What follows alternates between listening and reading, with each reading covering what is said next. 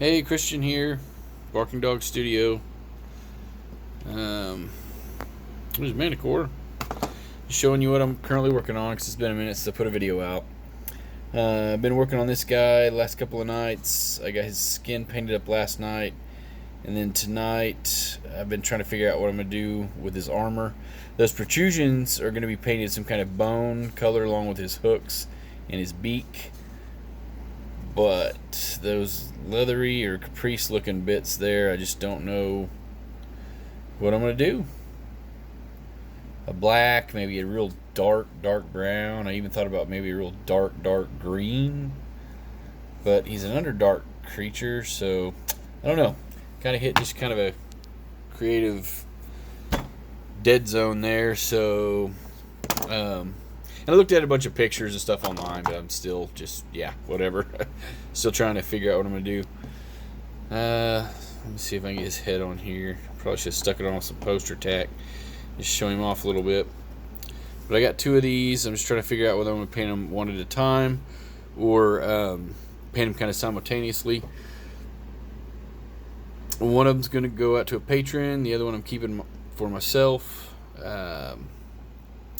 These are from Atlantis Miniatures. They're actually pretty cool Manticore. I've got an older one that's from Reaper. It's still got like the human face on it. It looks like something straight out of one of the older Dungeons & Dragons monster manuals. But the thing I like about this one is he really looks like something that could eat a dude this size. Arr. Yeah. He just looks like a much more serious man-eater. A lot of times I like the look of these older miniatures, but this Manticore is pretty badass. So I'm just kind of putting the piece together, figuring out how I'm going to paint it. I've decided I'm going to paint it with the wings off. They're going to be pinned and put on separate holders. And I'm going to put the head and tail. Oh, dropped it. Give me just a second here. Ah, there we go.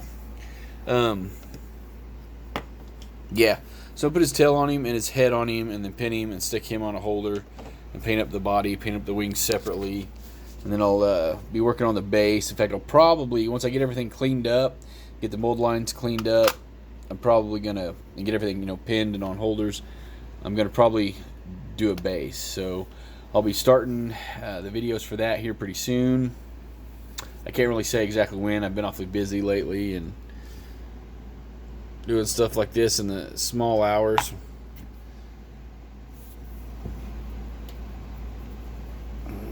But we're going to be getting back in the swing of things.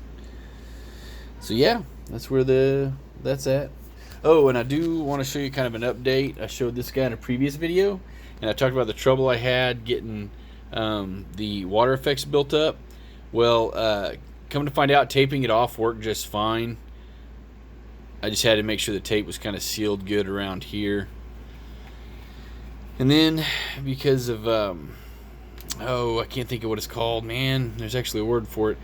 The surface tension, when the fluid kind of clings to the sidewall, so there's a little bit of a dip here. And I've layered that up on the inside and brought it up once I removed the tape and just by pouring more water effects on there. But he's also been dropped a few times. A couple times when one of my kids was in here checking him out, and his horns have been broken off more than once and re-glued. In fact, one of them I think has been glued on 3 times, and the other one at least twice. So I'm probably at this point not going to put a whole lot more work in him. I'm going to clean this up a little bit.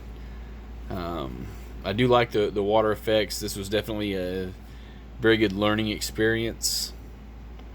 But yeah, so tape did work as far as building up the water effects goes.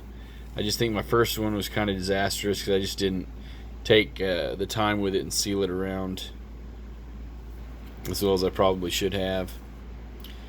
And when I did get it to work out, I actually used a lot less tape. And I used it, instead of trying to get just one, or not one big one, but just a couple of really big pieces, I found out that it worked better if I just used smaller pieces as I went around. But there's that guy. He's a Sea Titan or something like that from Dark Sword Miniatures. Well, until next time, bark on, puppies.